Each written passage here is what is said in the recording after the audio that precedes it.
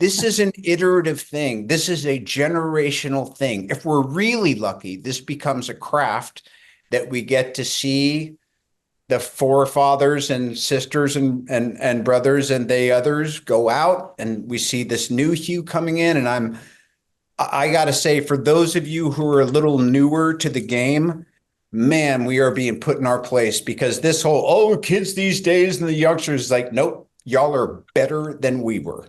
I'm going to receive that. I'm not one of the young ones. No joke. We're talking about you, Lewis.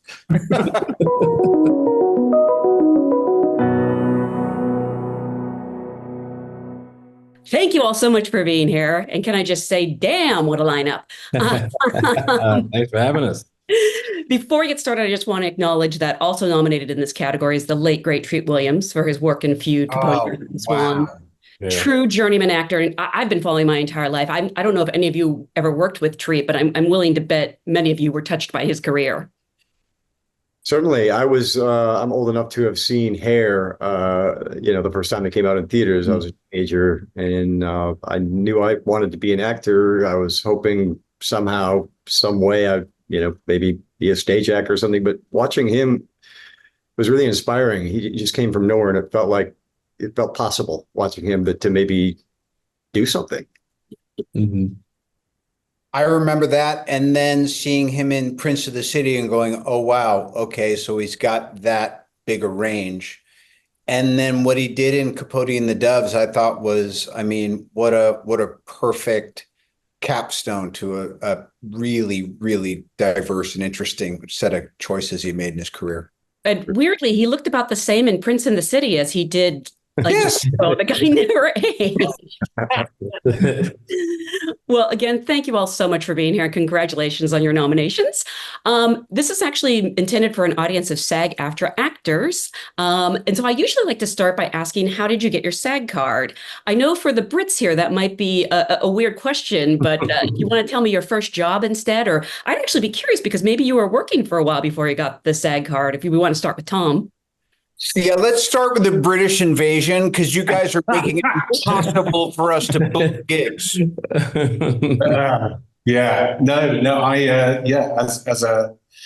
a Brit invading for the first time ever, my first gig was doing a film that Richard Attenborough directed called In Love and War, and so that was which was extraordinary. And he's a great man and incredibly inspiring, and that was a great way into the profession. And I was lucky enough to be doing that and being in the West End on stage at the same time. And it was just it was a dream of a start, and a lovely way to get into the profession. Yeah, amazing. Most people start with a McDonald's commercial, so that's impressive. I landed on my feet. Yeah. Jonathan, for you? Fellow travelers gave me my SAG card, so I'm fresh to SAG and loving every minute. But yeah, no, I've been working for years, and it was my first job in North America. What did they tell you? Did they explain you get screeners now and lots of cool stuff? Yeah, basically they just said you're allowed to watch whatever you want at a certain time. Yeah, you get everything sent to you. It's great. I'm also now 12 hours. Is it 12 hours door to door? I'm enjoying the extra hour. Yeah, McDonald's is how I got mine. Yeah, McDonald's commercial. I had to switch the prices of chicken nuggets, which had a lot of tension for 30 seconds. It was a really epic commercial. You should look it up. Wow. Yeah, but that's how I started. McDonald's commercials. I did a few of them and got my card. Yeah. Were you like the McDonald's spokesperson, sort of, or because they don't usually repeat? Goodness, no. There were three different versions. So there was one commercial where, again, I'm switching the price of chicken. God, I can't believe I'm talking about this. I'm switching the price of chicken nuggets because they went back to $1, which everyone was excited about. And then the next one were McDonald's baseball commercials. And I'm from Chicago, so I did one commercial with a White Sox player and another one with a Cubs player. Yeah, I was a bit conflicted. Yeah. Wow. That's amazing. Yeah. Lewis, what about for you?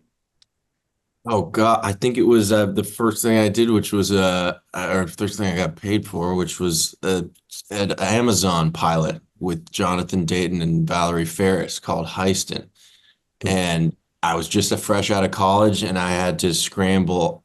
I'm embarrassed to say the details are vague, but I definitely think I was there scrambling, and I think it was just in the nick of time.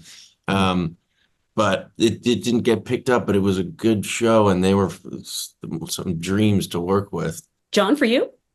Oh, I was a Texas actor and would drive from Austin to Dallas 200 miles and go, they went that way. I have my car and drive back home a lot. It was interesting living there and auditioning for tiny parts in Hollywood movies. I got a part in a movie that actually Robert Downey Jr.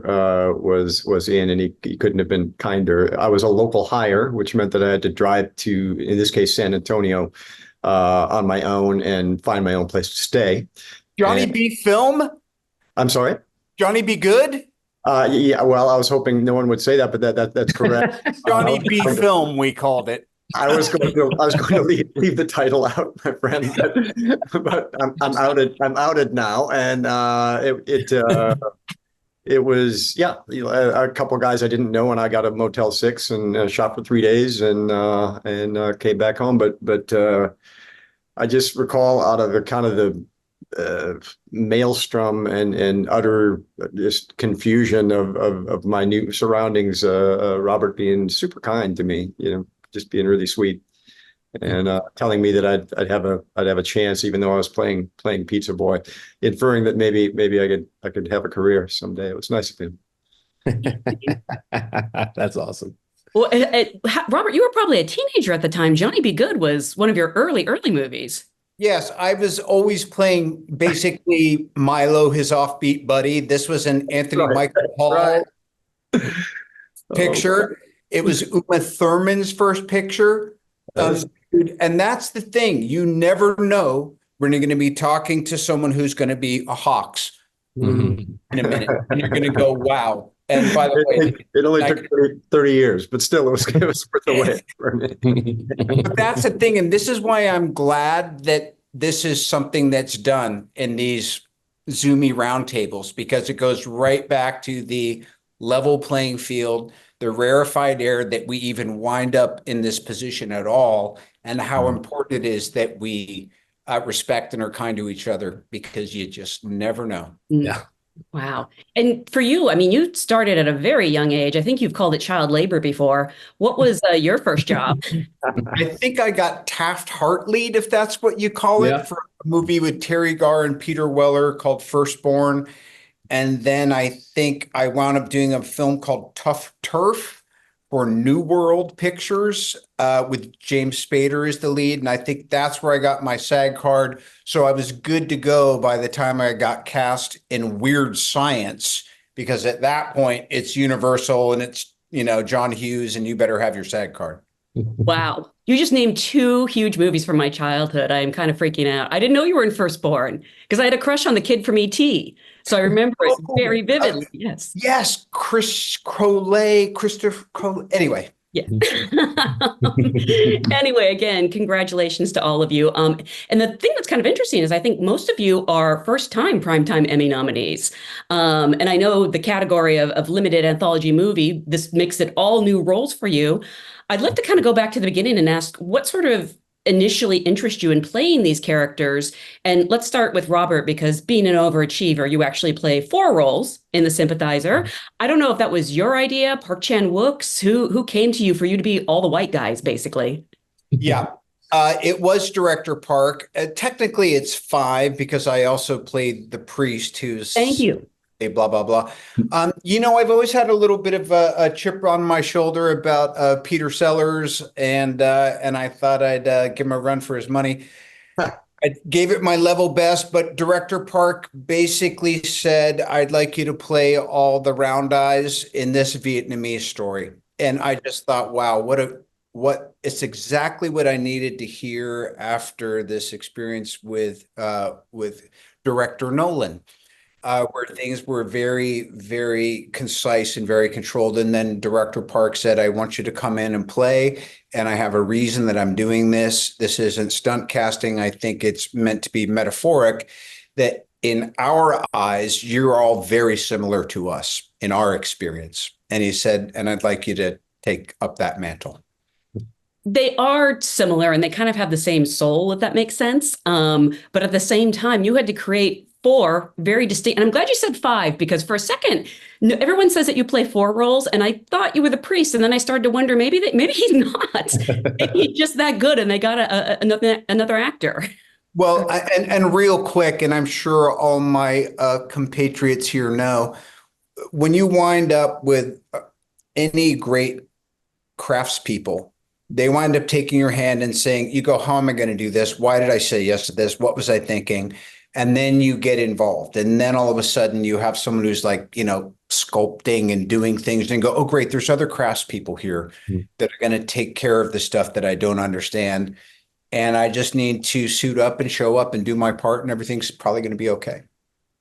And Jonathan Lewis, like Robert, your limited series are based on highly acclaimed books. I'm curious if you can talk about how you came to play Timothy Laughlin and Calvin Evans. And did you feel any, sort of additional pressure knowing these books were so beloved, or do you like having something to draw on? Start with Jonathan. Sorry. Yeah, I didn't read the book. And I knew that it was beloved. I think the thing that drew me to this beyond the book was just the Lavender Scare and a moment in history where it starts, which was just so extraordinary and aggressive. And I couldn't quite believe the facts, really. And the book, I didn't read it in its total, but I think it was Ron's interpretation of a book that he so loved, that was so clear. And it was in conversation with him, really, where it was an undeniable ask for so many reasons, but and much like what Robert was saying, I think because it spanned over sort of 30 years, there was so much of it that you just had to meet four incredible directors, an amazing cast, and then best friends with sort of the designers and stuff like that. But the material in the book was serving just extraordinary, untold sort of truths, I think, and it was the starting point for that, and the way that it sort of blossomed through queer history, I think, was kind of beautiful and undeniable to obviously want to be a part of. This may sound like a weird question, but because your work with Matt Bomer is so integral to the series, was there any kind of a chemistry read or audition of sorts? Yeah. We had a sort of, it's really hard obviously to do intimacy scenes anyway, but then there was 2 scenes that we read. One was when Tim's in his early 20s, and one when he's in his 50s. And I sort of remember I was doing a play at the time, just sort of cycling around London and just thinking, you have to take such a sort of big leap because you're not even in the same rooms as these people who care so much about it. And what I remember in the chemistry read was that there was so much sort of love for it, and that it was the full team of people who had obviously got it greenlit, which in itself I think was such a monumentous thing, really. And so it's just so awkward when you close the lid and then you sort of go about your day, and you have no understanding. It's not like you're in a theater where you can get a sense of that doesn't permeate through the screen, but yeah, so I had no real idea, but I just knew that by that point I just thought Matt was brilliant, and everyone seemed incredibly kind, so it felt good for that reason. And Lewis, for you, how did this story come to you? It was an intimidating thing because it was a very beloved book and a character that just kind of appears in the first 90 pages, but definitely has a lot of ripple effects that inform the rest of it. But it's kind of impossible to compete with somebody's favorite, their imaginings of their favorite book, right? You can't, it's their perfectly beautiful tailored thing, and so you're never going to be able to trump that or eclipse that. And so it was very relieving to then meet with the creative team, Lee Eisenberg and Sarah Dina Smith, who directed the first 2 episodes, who were those were my first, my main two episodes there, and they were very much, and Brie Larson, they were like all about how can we do service to this while also injecting ourselves. That's the only way to win is to find our own truth in there. And so that was a huge relief once I heard that. But it's like, he's described as like a genius of geniuses. And so when I first read it, I was like, so they sent this to the wrong email. I don't know who I think I am. And that was a really intimidating part of it, because I was like, I am so far from that. I couldn't be further from it. And I couldn't have been worse at a subject than I was at chemistry. And so but it was those kind of like those dark corners of fear that are always the ones where you're like, God, I got to pry that curtain open. That's just all it means. It's there for that reason and that reason only. So it was a really good task and good challenge, but it was, all thanks to the creative team that was putting wind in its sails, putting wind in my sails. Similar question. Were you able to meet with Brie Larson in person? Was there any kind of a chemistry read or? No, there wasn't. Which was a wild move looking back on it, because it is called Lessons in Chemistry. But we ended up just talking a lot. We would just have these Zooms and just kind of to talk about everything that we loved about the book and where we found ourselves leaning in, where we found ourselves leaning away, and what that might mean. And so she can get along with anybody. So, it was pretty seamless once we got going into it. John and Lamorne, I was thinking you both joined wildly successful anthology series with True Detective and Fargo. And in my opinion, these are the best seasons yet of each show. Were you fans of the series prior to coming on board? And what interested you in Hank Pryor and Whit Farr? Let's start with Lamorne. I was a huge fan. I was a huge fan of the series. I had this list of shows in my phone that I had to watch. And I remember being on season 3. Season 4, I'd say season 4, the Chris Rock season of Fargo. And in the middle of that, I get a call saying Noah Hawley wanted to meet with me about season 5. And, I just immediately, I asked for sides and I started prepping an audition. But after a meeting, I got lucky enough to just get the offer, which was great. But also at the same time, it's very much so scary, because Fargo has this weird tone that it's a comedy, but sometimes it's not. And you're curious about your past body of work, which would make a director offer you something. And when I had that conversation with Noah, his thing was, I do a great job of casting, and it's whatever it is that you feel like bringing to the table, we will make it work. And if you're going too far out of bounds, I will bring you in bounds.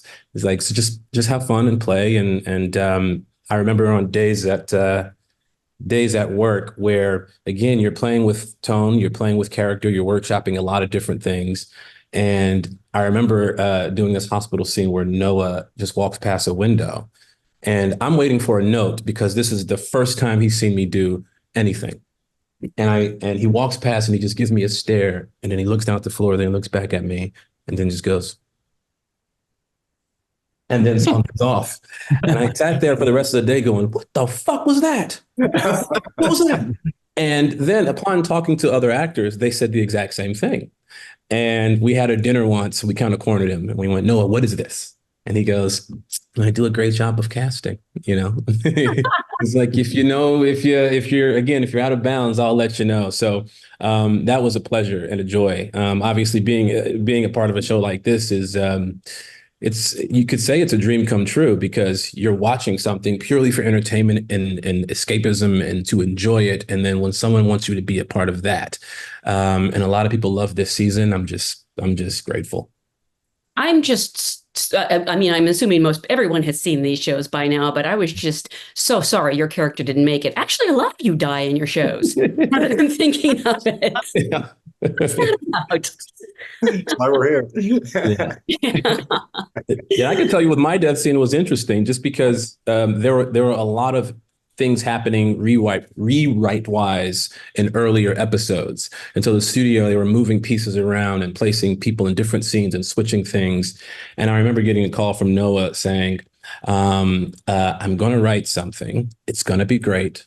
Because we hadn't seen past episode 6 or 7 or so. And he said, I'm going to write something and you're going to have to trust me on this one. And immediately when he said that, I went, you're going to kill me. Take me out. And I couldn't have been more happy with with a death scene like that, I mean, John, yours is also fantastic. Your whole character is really, really compelling. What attracted you to this project? Well, Issa Lopez had directed a film called Tigers Are Not Afraid. That's just a really beautiful independent film she made in Mexico, and for very little money. And I just knew I'd be in the hands of a storyteller. I was a little hesitant to play a dark character at this point, and coming out of COVID, and it was a little hard on me. But I, got my head around it, and I hadn't met Jodie Foster yet, but I relayed my concerns to Issa, and she spoke to Jodie, and Issa said, Jodie promises to make you laugh every day on set if you take the job, and so I did. And she kept that promise? Pretty much. Yeah, she's amazing. Yeah, just unbelievable human being and such a great actress. And were you a fan of True Detective prior to this? I mean, each season is so different. Yeah, I watched a lot of nature programming. I had not seen any of the True Detectives. I'm sad to say. I should lie, I suppose, at this point, and just, maybe catch the Cliff Notes version or something. But, and then I thought maybe I should watch them all. And people said, season 1's amazing and a great way to start, obviously. And then I'm kind of working with a script that I could read and didn't really feel I needed to know much about the past in order to do it. Absolutely. And Tom, you've been a part of many acclaimed series, but Baby Reindeer is a real phenomenon. I'm sort of curious if you can talk about booking the role of Darian and what the last few months have been like since the show premiered. Are people kind to you on the street? Banana. Yeah, I mean, it's been weird to say the least. I mean, I sort of deliberately didn't do any kind of press on the show at all. I just wanted to keep myself invisible as much as possible. And when the script turned up, I'd had a tough couple of years, and it was really strange post-COVID, like John, and then this script landed, and I thought, well, thanks for thinking of me for this, because there's nothing like any of this guy. And then it was the first opportunity I'd had to actually have a meeting in a room, and so I kind of jumped at it because I'm hopeless at self-tapes. So it was great to sit in a room with Richard and actually read the script and talk to Veronica, our director, about it. And it was an incredible experience to have that, and I hadn't had it for a long time. And I guess you would call it a kind of chemistry read, but in that kind of, in those scenes, it's like a kind of anti-chemistry read, because Darian and Donnie is such a bizarre relationship. And Darian is as dark as it gets, So, and it was so far removed from me. I really thought, well, this isn't going to happen. I thought, and I was shocked and amazed when it came my way. And then the reaction afterwards, nobody expected. I mean, just nobody expected it. Absolutely no one. And so walking down the street, doing the school run was fun for a few days. Arriving at the playground with my 5-year-old son, and people kind of looked at me like, really? Really? We're at the gate right now after that just dropped. Thanks. So yeah, it was strange, but thrilling as well, and amazing for the show, because Richard's whole ethos going into it was to raise awareness of male sexual assault and stalking and all the mental issues that relate to it.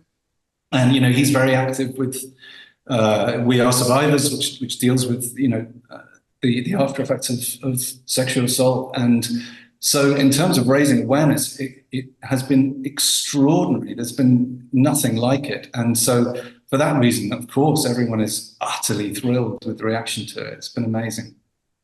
It was fascinating to watch. You could tell when people got through episode 4, because people would be like, oh, what a lark of a show. And like, it's so crazy. And then like the next time you see them, like sort of grappling with that. Did that actually happen in the drop-off line where people were like enjoying the show? And then yeah, there was a lot of people going, Yeah, I just got to episode 4. I didn't even know you were on.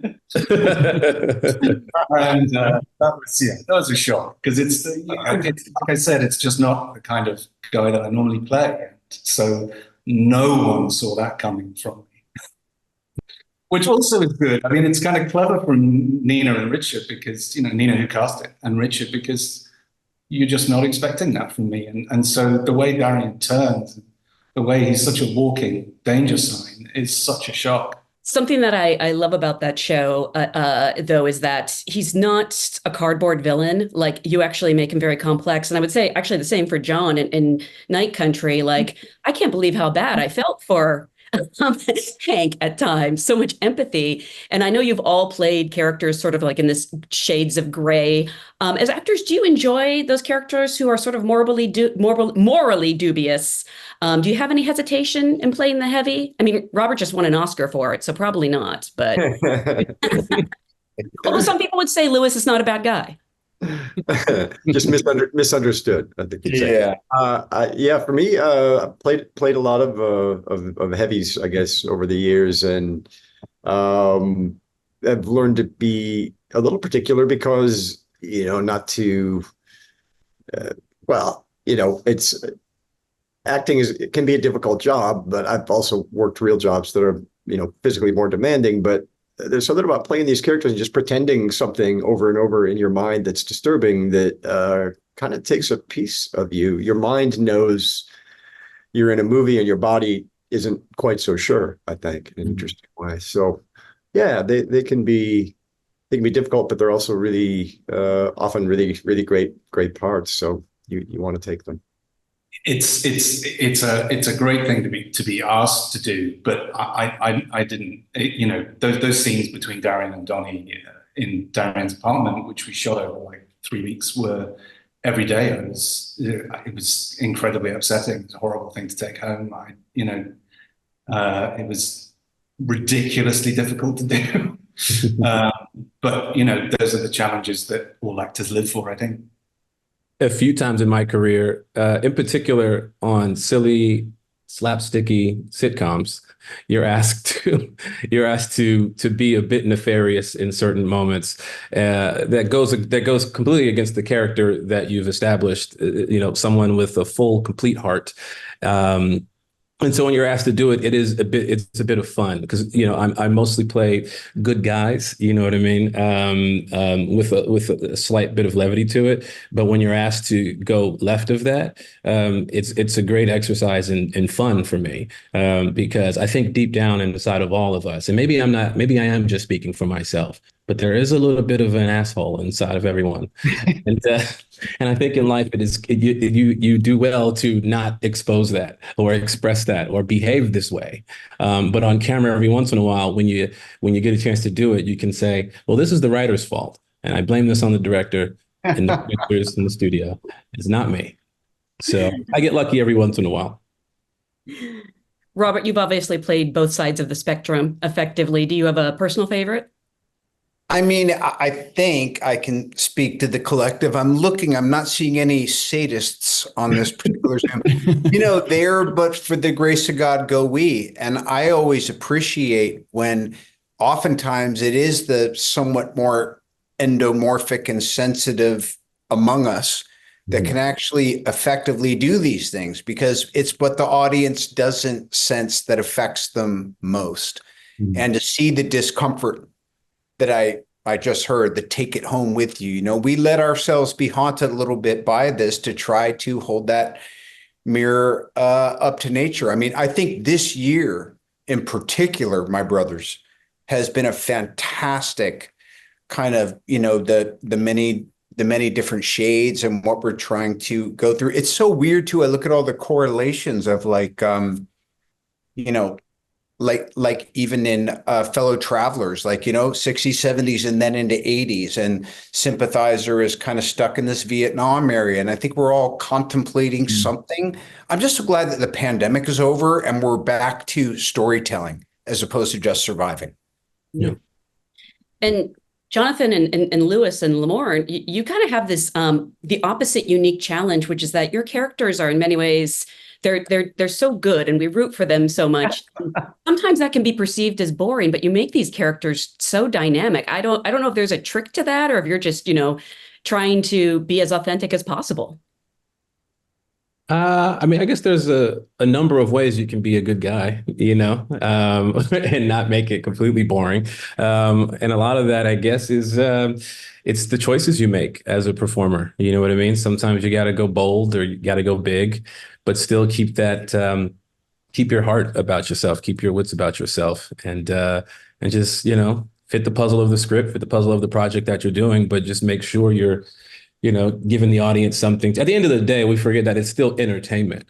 There's a lot you can bring to a character, and there's a lot that you want to bring to the character, but you also want to make the audience enjoy themselves. Mm-hmm. So the best that I can do that a lot of times is with humor, and I try to inject that in as much as I can. I mean, Lewis, the world fell in love with Calvin, so much so that even people who read the book didn't want you to die. Wanted to change the whole. Oh, I mean, well, Calvin, he wasn't perfect. I think he definitely had a lot of ignorance surrounding all the misogyny at the time. It was like he was hearing about it for the first time. That's not a very good look. But he had his tunnel vision, but his redeeming quality was that he was very eager to learn, and obviously, had this kind of pinhole focus, so that these larger macro, socio-political issues he was totally oblivious to, because he's kind of just like seeing the molecule of the grain of sand on the sidewalk that he's walking on. But yeah, I mean, it was a great joy to be able to play him, because it's sort of like it always felt to me like an alien, like he was an alien who was kind of discovering human emotion for the first time along with her. And that's such a fun thing to play, like somebody who had resigned their hope for love in their entire life. And then all of a sudden somebody comes along and takes a pickaxe to that and starts splitting it open. And that thing, it's such a kind of a relief. And I was happy to take that home with me, so this was a joyous one for me this time around. And Jonathan, similar for you, I'm sorry because I'm not sorry, but I saw you in the last 5 years, which were phenomenal. Oh, yeah. But that character makes me so angry, and so I have issues. It's not about you. No, Jamie really is an awesome. Yeah. So I don't mean to call him a villain, but I have seen you play both sides of the spectrum. Yeah, I think I think it's just about what's on the page and then trying to find the opposite. And I think even in Tim in Fellow Travelers, I think I had seen a character, the sort of doe-eyed ingenue at someone else's beck and call so many times, and I just thought maybe it says more about me, but I found that he was quite annoying and frustrating and uncomfortable, and his quest for sort of honesty and truth in a system that doesn't allow that is just unbearable at times, especially when he's opposite Hawke. So actually his goodness is, there's no right or wrong way for those characters to have made a choice that could have allowed them to survive. And I think his goodness is can be violent as well. And that, I think, is also about the religion, but there was just sort of so much going on. And at times it felt like I'd easily have a day where I'd come back and his sort of spirit would just sort of make you feel like anything was possible in life. And then other days where actually he was sort of exhausting. So, but what was driving him forward was a sort of inability to settle for something that didn't feel fair or something. But so yeah, there's always so much nuance in all these characters, isn't there? I suppose. You're also depicting, obviously, a very challenging period of time. And you're, like we said earlier, you're putting yourself through a lot. Even if it's acting, your body doesn't always know the difference. Was it ever hard to live in that character, live in that time and space? Yeah, I think for the first time, I realized how much you have to sort of really look after yourself when you do, and also how amazing the infrastructure on a set is. And had really leaning on people who were doing your makeup design and costume, and it was, I think, the nature of when we talk about characters who die, Tim was dying on, we recreated the AIDS ward at San Francisco Hospital, and we filmed it all, and it happened to be on World AIDS Day. And the people that were surrounding this project, all, everyone has brothers and uncles and sons and cousins that were lost, and it felt immediately so sort of in the room, and yeah, it was really cathartic at times, and sometimes for me, because obviously, we inherit, especially, we all inherit the gay experience in different ways, and the shame that permeates through. So yeah, it was tough, but I just feel like, it's a once in a lifetime opportunity to be able to go and to research to understand the world that you've been born into, and you've had to grow up seeing so many problematic misunderstandings about your own, what makes you you. So yeah, the things that were tricky were shared with everyone else because we were all sort of experiencing the same thing. And then ultimately, when other people then enjoy it and see it, and people who are in worse positions than even the people who are experiencing Lavender Scare get to see it now because of streaming platforms. And, it's that sort of stuff that makes you go, it's all worth it. And when something is important, and you just get endless energy. I mean, you have a complete breakdown at the end, but it gets you through the 21-hour days or whatever you have to do. You all have sort of like self-care rituals to let go of characters at the end of the day, or do you find you carry them around with you for a while? Ooh. I could tell you there were times where I didn't know that I was doing that. I would get people would say to me sometimes on the street, they would go, if you meet someone, you're having a conversation, maybe you take a photo or something, and they say, oh, you're just like your character. And you're like, holy shit, am I? I thought I was totally different. And before you know it, you're behaving in a way, you're on set 16 hours a day sometimes in this character doing this thing. And when you leave, sometimes you forget to just leave it there.